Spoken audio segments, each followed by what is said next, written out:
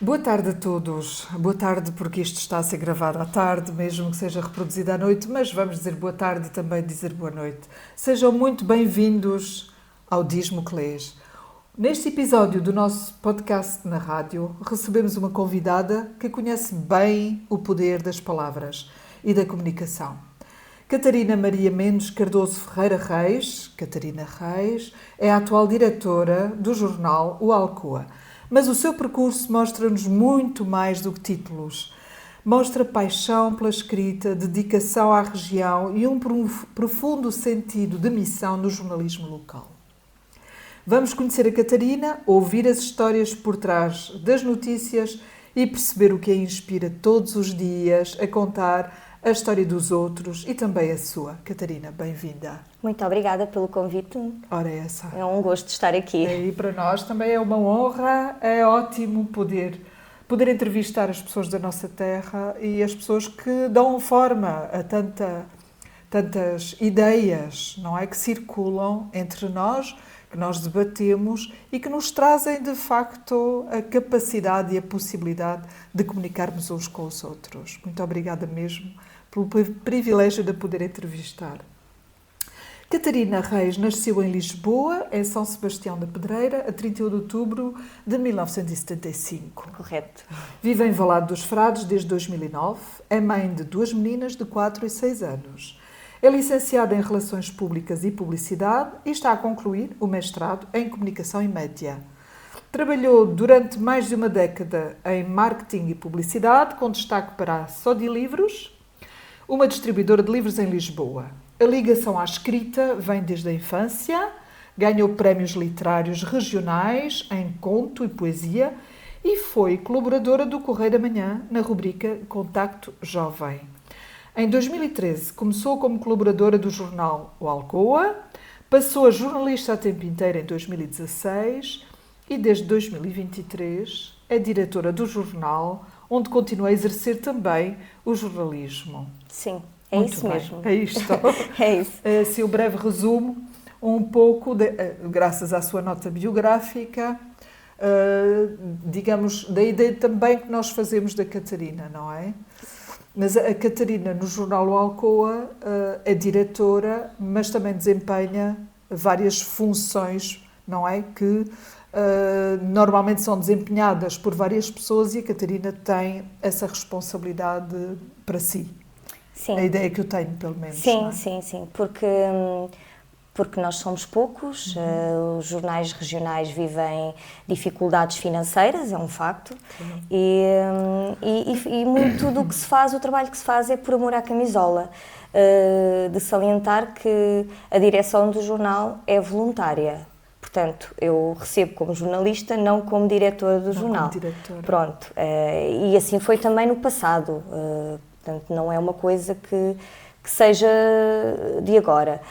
Precisamente por isso, porque nós fazemos por amor à camisola, muito por amor à região e poder dar voz às pessoas, porque os jornais regionais são isso mesmo, não é? Um dia que deixem de existir órgãos de comunicação social locais, temos aquilo que chamam o deserto de notícias, Certo. que já existe em algumas regiões do nosso país. Pronto. E é importante manter Sim. esta fonte de informação. Sim, não é? sem dúvida. Aliás, eu costumo dizer que Alcobaça, o concelho de Alcobaça, é uma região privilegiada, porque tem 4 órgãos de comunicação social. Muito bem. Muito bem. Diga-me, quais foram, o que é que levou a que tomasse, digamos, a decisão de se dedicar ao jornalismo dentro do Alcoa e também de assumir a responsabilidade enquanto diretora? Houve, assim, algum fator determinante? Como é que foi esse percurso dentro do jornal? Foi uma coisa curiosa. Eu vim para cá em 2009 morar. Pronto. E, efetivamente, eu sempre, como tinha este gosto pela escrita, nunca pensei abraçar a função de jornalismo, nem nunca isso me passou pela cabeça.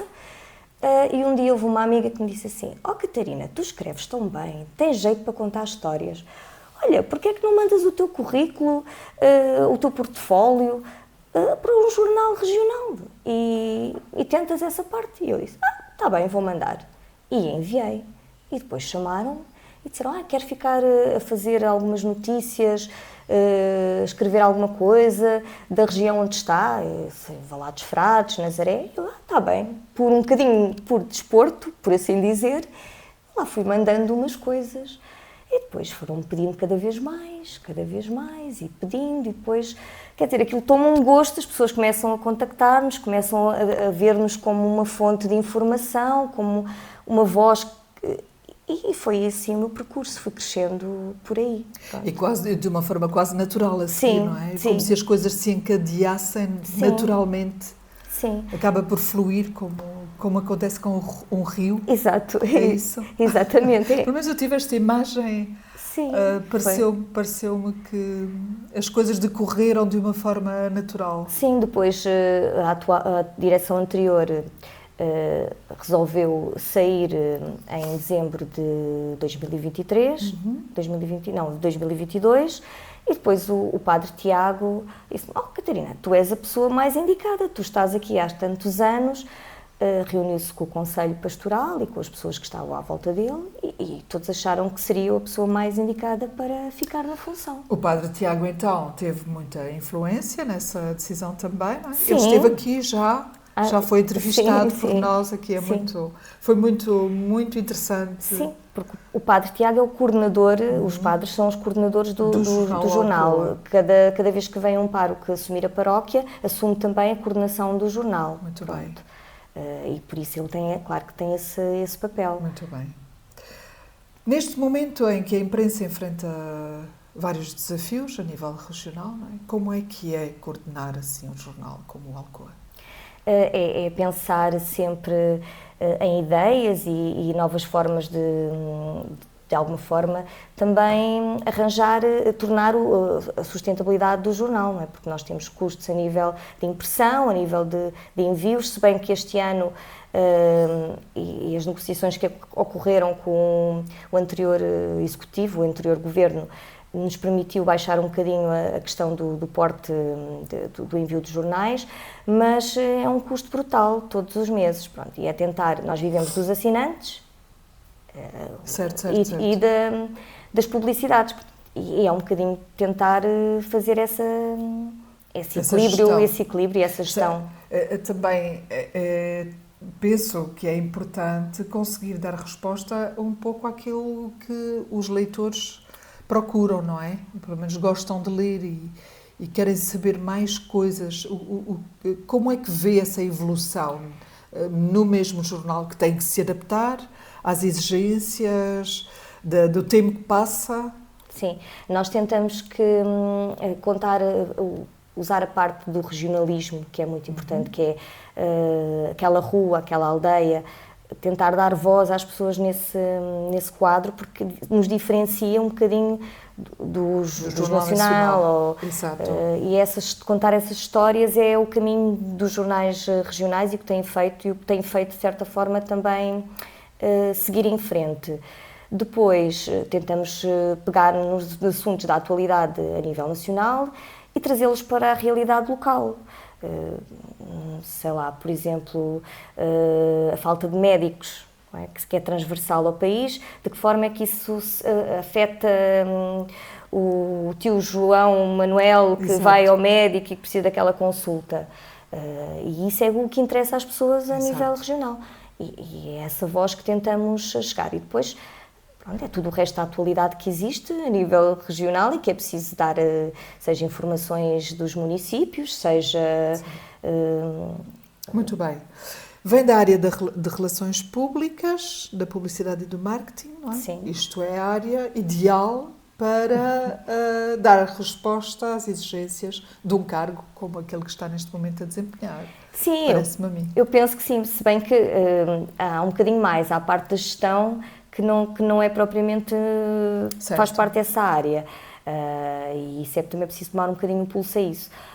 O que beneficia é a questão do contacto com as pessoas, que é muito importante, e a parte de divulgação e tentar, de alguma forma, conseguir novos assinantes e aí sim, creio que terá alguns benefícios. Exato. Disse há pouco que a sua paixão pela escrita vem desde a infância. não é? Guarda memória dos primeiros tempos, de quando começou a dar conta de que gostava mesmo de escrever? Na verdade, eu acho que foi os professores que me disseram que eu tinha jeito. Sempre tive notas altas a filosofia, a história, pronto. Mas nunca pensei seguir esse caminho. Não era a minha vocação, não. E então, nos concursos da escola, houve uma vez uns professores que me incentivaram. E eu, efetivamente, concorri com um conto e com uma poesia. E ganhei, a nível regional, ganhei. Na altura, ganhei um prémio de 10 mil escudos, que foi engraçado que o meu pai depositou isso em certificados da Forro. E ainda hoje eu tenho esse certificado. Engraçado, não é? Portanto, isso já duplicou, triplicou, se bem que era um valor baixo, não é? Mas baixo, na altura era alto. Era bom. Não é? E ganhei também um Walkman, que eu não sei se as pessoas sabem o que é um Walkman, não é? Pronto, que é... Aquele gravador que se punha a cassete e que se ouvia. Podia transportar. Exatamente, pronto. É o antecessor dos fones, sim, não é? Ligado a um telemóvel. Naquela altura não havia. Muito interessante. E foi engraçadíssimo, porque não me esqueço, porque claro que era uma coisa nova para a altura. Não, o Walkman não tenho, já não tenho, não sei o que é que lhe fiz, portanto, não, esse não tenho. E engraçado, por acaso, porque o conto com que eu ganhei, salvo erro, era Um Dia na Minha Terra, chamava-se assim, e tinha a ver com conflitos, com guerras, com a paz. Era uma criança que se chamava Paz e descrevia um bocadinho o conflito da sua terra. O que é engraçado, eu, por acaso, já há muito tempo que não... Isso está na casa dos meus pais, eu já não sei muito bem a história, mas acredito que esteja completamente atual, infelizmente. Portanto... Pois, porque nós estamos sempre a viver as mesmas coisas. Exato. À medida que o tempo vai passando. O que é que sentiu quando recebeu esse prémio, esse reconhecimento? Esses prémios, não é? Senti assim... Lembra-se de como... Não propriamente, mas creio que senti, afinal até acho que sou capaz de ter jeito para... Sim. Pronto. Se calhar foi um estímulo até para que desse aso à sua carreira de escritora, neste caso do jornalismo, sim. Mas pronto, pelo menos sentiu aí uma motivação para continuar a escrever, imagino eu. Sim, e depois foi a partir dessa altura que os professores me disseram existe uma rúbrica que se chama Contacto Jovem no Correio da Manhã, porquê é que não mandas para lá umas coisas? E eu mandei, e era engraçado porque não havia tecnologias como há agora, não é? E os pagamentos eram feitos em livros. Ok. E vinham por correio. Portanto, mandava artigos e recebia livros em troca. Recebia livros em troca. Aquilo vinha por correio. Vinham uns vales postais que tinham que se levantar aos correios. Aquilo era tudo uma coisa engraçadíssima. E fiz tenho uma biblioteca à pala disso. A verdade muito é porque ainda colaborei, não sei, 4, 5 anos. E tenho uma biblioteca à pala disso porque eram livros diversos. Era desde... livros infantis, livros,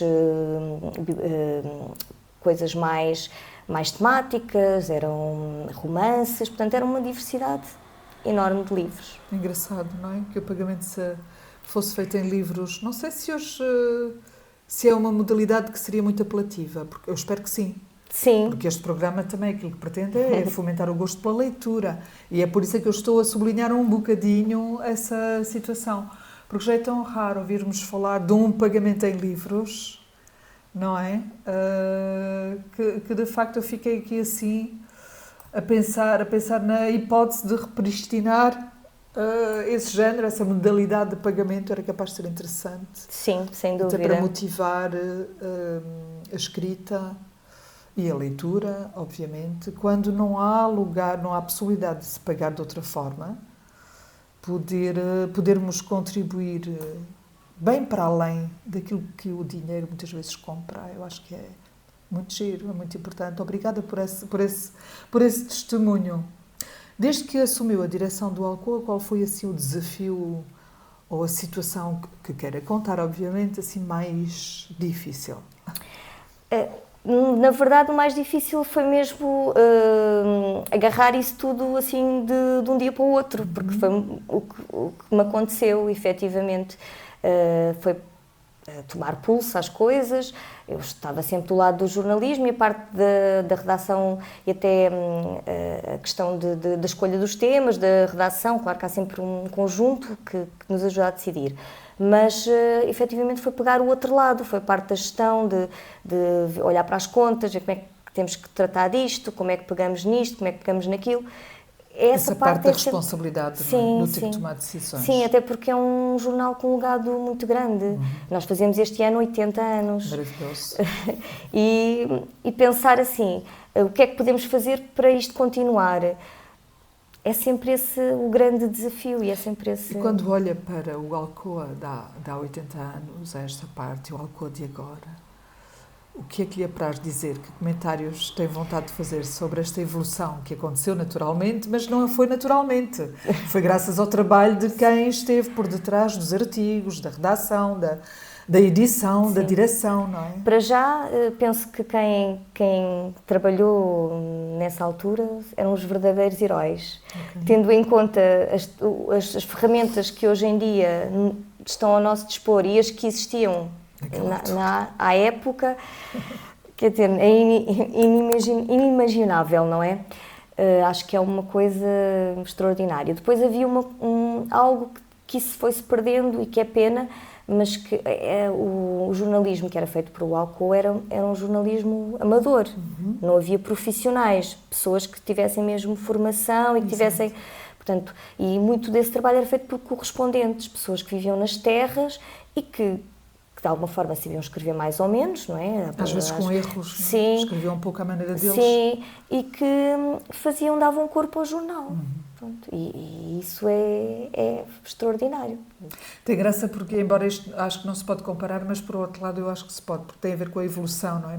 Ainda no outro dia eu estava a fazer um comentário sobre os carros que nós temos hoje em dia e os carros que existiram, os primeiros carros, os primeiros automóveis que não tinham nem suspensão, que não havia segurança nenhuma, as estradas não eram alcatroadas, houve muitos braços partidos, houve muitas colunas estragadas, houve mortes, inclusive, que levaram a que os automóveis fossem sendo modificados aos poucos para se tornarem naquilo que nós temos hoje o privilégio de conduzir. E é aquilo que a Catarina acaba de referir relativamente ao jornal, não é? No fundo, nota-se, percebe-se uma evolução. E às vezes, olhando para trás, temos dificuldade até em imaginar como é que terá sido a vida daqueles jornalistas que não o eram, mas que eram, enfim, tinham vontade de contribuir. E eu julgo que é isso, é o conceito do erro, que na realidade não é erro. Na realidade, o erro, aquilo que nos permite é melhorar aquilo que nós já temos. Portanto, é a oportunidade de fazer melhor. É assim que eu vejo a vida. Nós não erramos, temos oportunidades para melhorar. É aquilo que eu penso sinceramente em relação a muitas coisas. E nomeadamente nestes assuntos, não é? Aquilo que acaba de me referir, a história do Alcoa, que agora vai fazer 80 anos de existência e que nos deixa um legado que merece o nosso respeito, parece-me a mim. Sem dúvida. E é curioso porque é uma das características do jornal em papel. É que nós pensamos assim, um erro online nós podemos corrigir. Em papel, certo, quando imprimimos Está impresso. Mas isso também torna o papel, a questão do papel, uma coisa genuína e torna um tesouro, de certa forma, olhando para esse facto. Certo.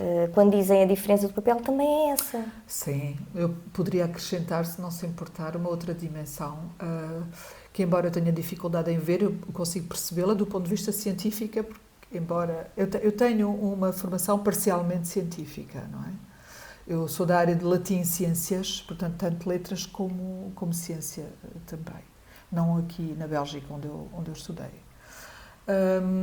E eu sei que tudo é vibração, não é? Nós sabemos hoje em dia que tudo é vibração. E é de tal forma vibração que as vibrações acabam por se tocar umas nas outras. E nós, quando mexemos no papel, deixamos a nossa vibração. Ou seja, não é só o leitor que vibra com o papel e o papel que vibra com o leitor. É tudo aquilo que levou até chegar às mãos do leitor e depois o leitor contribui também com a sua própria vibração naquele objeto. Isto online é muito difícil de acontecer. Sim. Muito difícil de acontecer, portanto, porque nós recebemos a informação, mas embora se toque no ecrã, não é? Porque é tátil, já é muito difícil contribuir para que haja, digamos, uma vibração daquela que eu estou a falar, alterar o que se passa do outro lado. Pelo menos por enquanto. Vamos ver. E eu percebo que o registro em papel, aliás, eu uso lápis, embora seja fã das novas tecnologias, mas ando sempre a escrever com lápis porque me parece que passa mais qualquer coisa. E o papel, para mim, tem essa função também. Se calhar é porque eu sou da velha guarda, porque eu já aqui ando há uns anos também, mas não ando aqui há 80 anos. Ainda não. Pode ser que eu consiga lá chegar também, espero que sim. Também a mãe. Sim. A mãe de 2 meninas pequenas. Como é que concilia esse papel de mãe com a exigência do cargo que desempenha? É difícil, porque são 2 meninas pequeninas e exigem muito, não? Certo. Mas com amor pelas 2 coisas, o amor por aquilo que faço e o amor por elas. E então, a situação é relativamente fácil de equilibrar, não?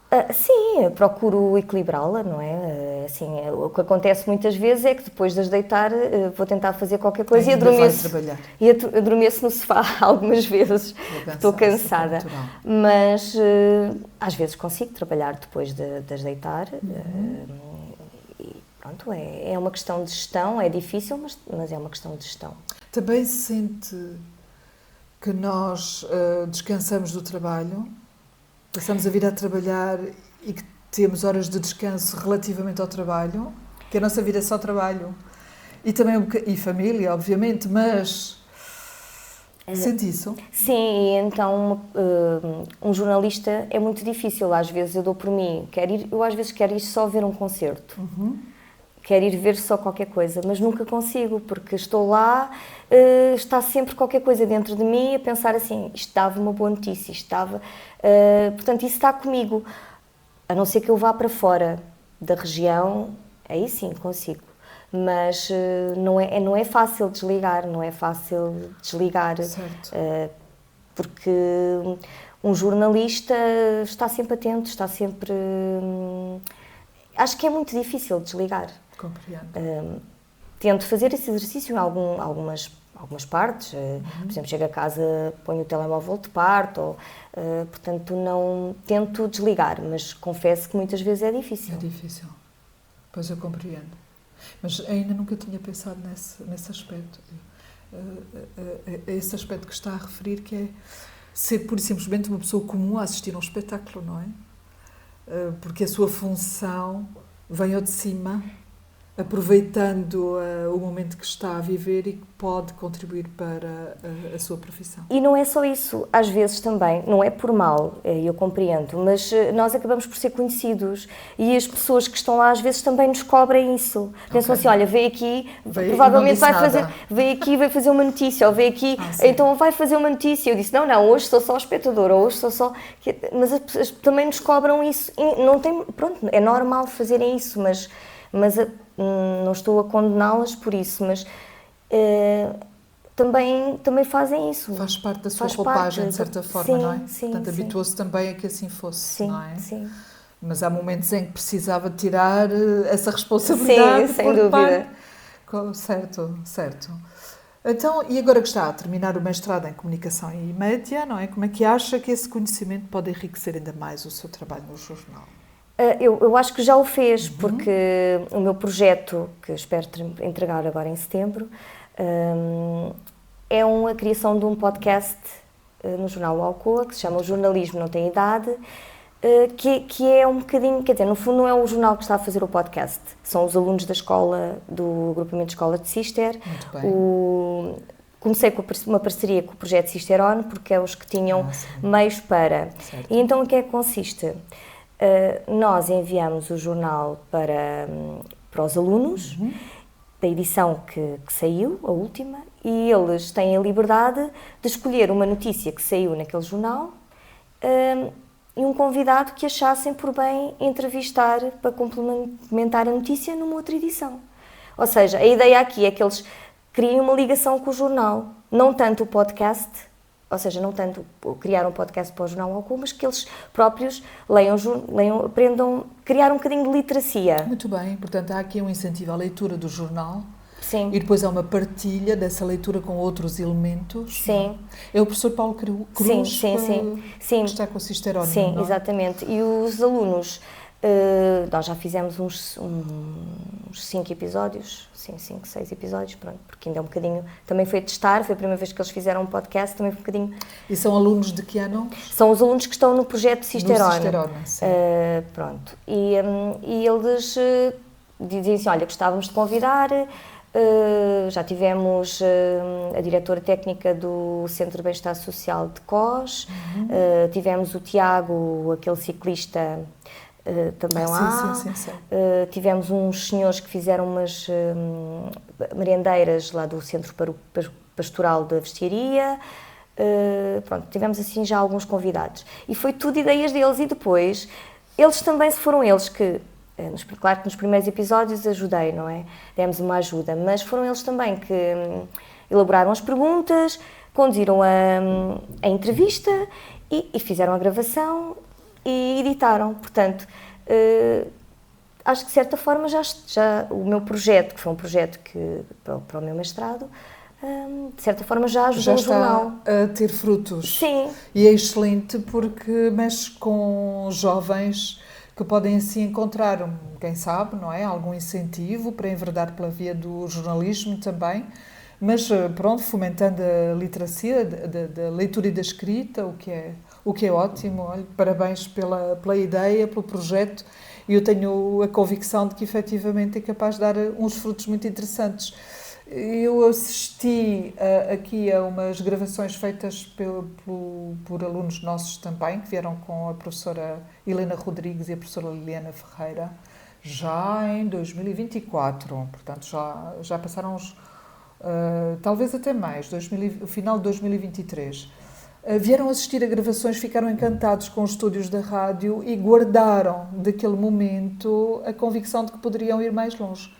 Eu acho que são oportunidades a não perder e, de facto, se nós pudermos incentivar os nossos jovens, sim, é excelente. E o que é curioso é que alguns deles, pronto, conheciam o jornal pelos avós, pelos pais, mas nunca tinham tido a realidade do jornal. E o facto de terem que ler o jornal, ou pelo menos olhar para os títulos, não é?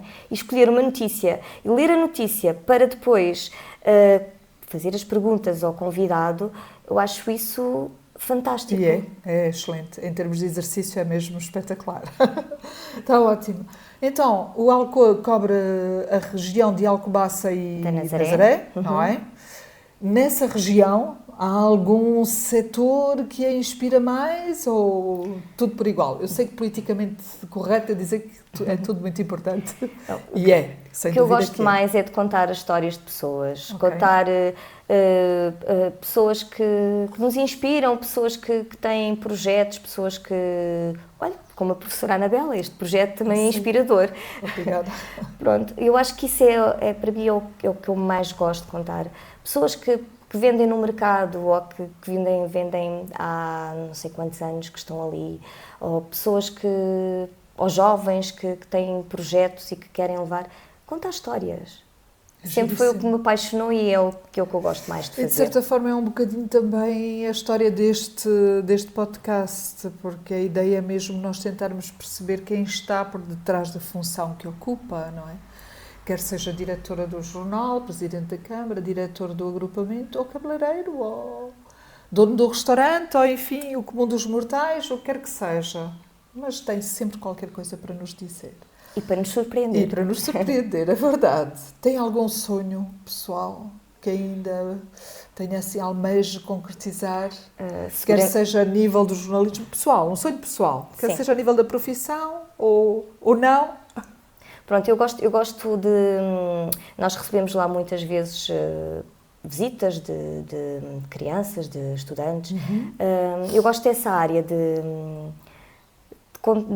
explicar, um bocadinho da parte didática, eu gosto. Nunca me aventurei nessa área, mas gostava de fazer um projeto nessa área ligado ao jornalismo, mas sei lá, da formação. Eu tenho um curso inicial de formação de formadores, mas nunca me aventurei nessa área. Seria uma hipótese a explorar.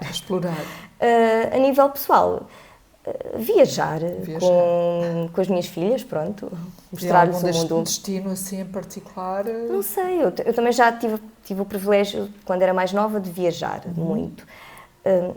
Eu acho que o mundo em si, qualquer terra é diferente e qualquer terra é motivo de... Até mesmo Portugal é espetacular e tem sítios lindíssimos e sítios interessantíssimos, portanto não há assim um destino que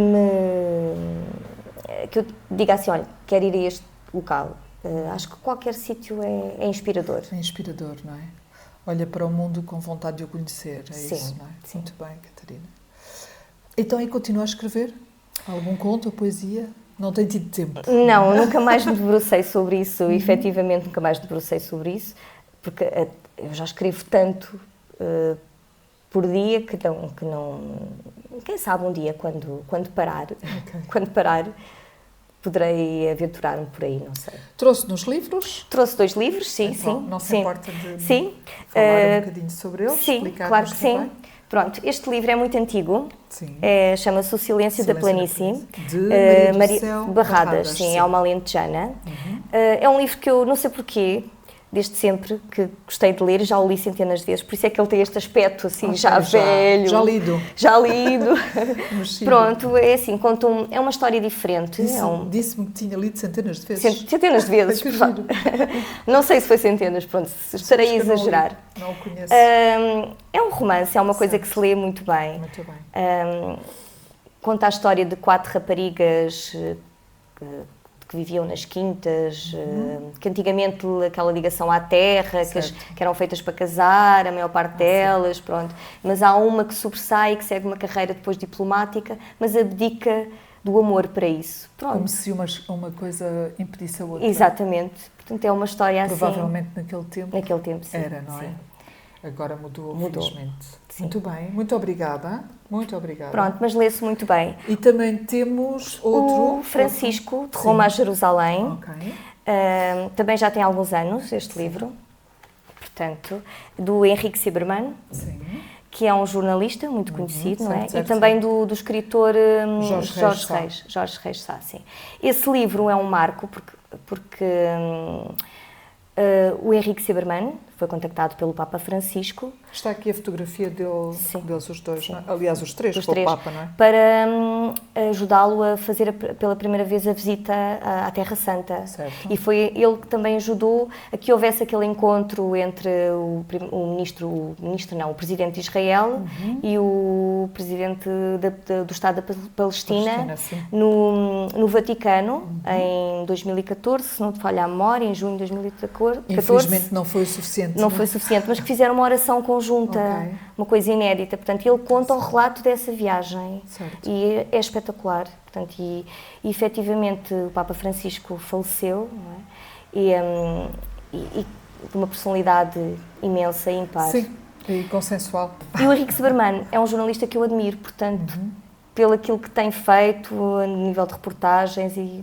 Portanto, acho que era o livro ideal para trazer. Muito obrigada, muito obrigada. Chegamos ao fim da nossa entrevista, que desapareceu assim num instante. Muito bem. Obrigada por partilhar connosco as suas histórias, Catarina, as suas memórias e os seus sonhos, que continua a dar voz à comunidade, a inspirar com as suas palavras e a mostrar todos os dias que o jornalismo local é feito de proximidade, verdade e paixão.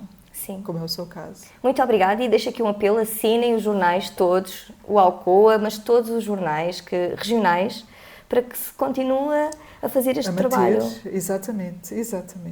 Foi um privilégio tê-la connosco. Até breve, não é? Do lado de cá ou do lado de lá do jornal.